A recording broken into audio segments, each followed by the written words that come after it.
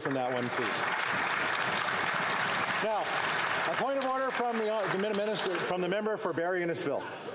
Thank you, Mr. Speaker. I'm rising on a point of order concerning the status of the New Democratic Party as an opposition party, following the announcement of a confidence and supply agreement with the Liberal government. To paraphrase Shakespeare, this NDP Liberal government is a coalition by any other name. While many of our parliamentary procedures refer to recognized parties, others specifically refer to government and opposition parties. This reflects a key feature of constitutional parliamentary government in Canada, as explained at page 4 of the House of Commons Procedure and Practice, 3rd edition. Our rules referring to opposition parties must be carefully interpreted in light of this backroom deal, which has not been put before voters in the last year's election. What does it mean, though, to be in opposition? The Canadian Oxford Dictionary, 2nd edition, defines opposition as, quote, 1, resistance, antagonism, 2, the state of being hostile or in conflict or disagreement, and 3, contrast or antithesis, end quote. Respectfully, I would have said those definitions didn't really describe the NDP yesterday, but they sure don't describe them today.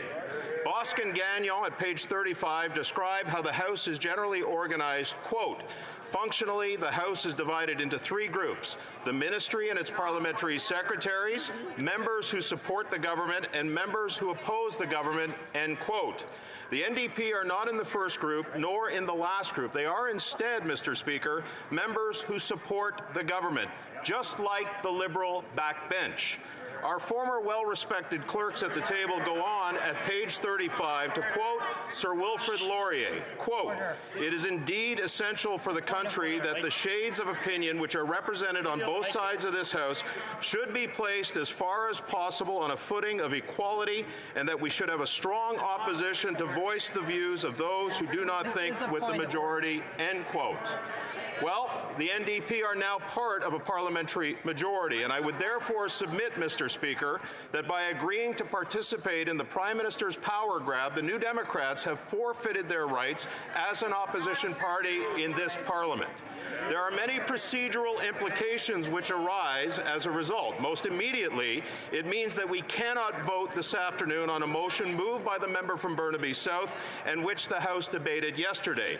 Standing Order 8113 is relevant here, and it begins, quote, opposition motions on allotted days may be moved only by members in opposition to the government, end quote.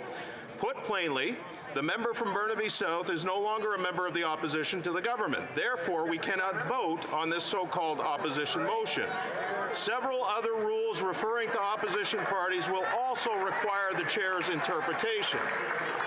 Paragraph 52B of the Parliament of Canada Act provides seats on the Board of Internal Economy for each parties with 12 MPs, quote, in opposition to the government. Therefore, it would seem that the member from New Westminster Burnaby would no longer be a member of the board, nor would either the member for Gatineau or the member from Brampton North, who hold the balancing government seats on the board. Standing Order 33 concerning ministerial statements provides that, quote, a member from each of the parties in opposition to the government may comment briefly thereon, end quote. Standing Order 1062 concerning committee chairs and vice chairs provides that each committee's second vice chair, quote, shall be a member of an opposition party other than the opposition, end quote. By definition, that is now only the members of the Bloc Québécois. Standing Order 81-4 concerning main estimates referred to committees of the whole requires that the leader of the official opposition to consult, quote, with the leaders of the other opposition parties on which departments are so referred. Does the government's coalition partner get a say? And the list goes on, Mr. Speaker. It also follows that we must revisit the uncodified practices of the House in light of these new arrangements.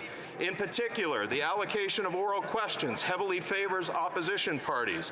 Are the NDP questions now to be treated as lobs, just like those of the 3 Liberals already get daily?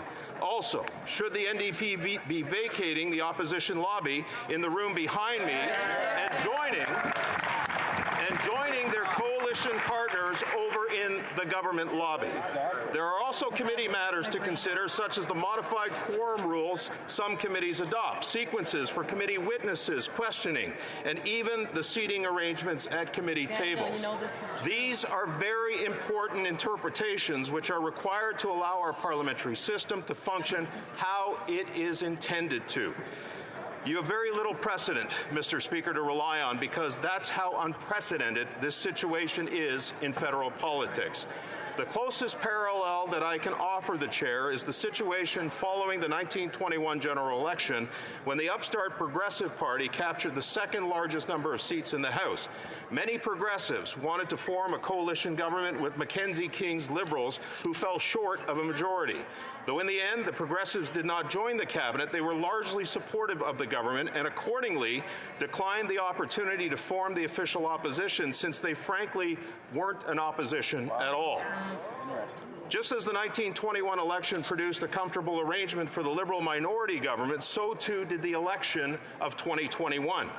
We must be guided by the practical and pragmatic conclusion it offered that a party openly supportive of the government is simply not an opposition party. Therefore, Mr. Speaker, I would ask that you interpret the rules of the House in a way that recognizes that the New Democratic Party has ceased to be an opposition party and that the House cannot vote today on the motion that was debated yesterday. Thank you.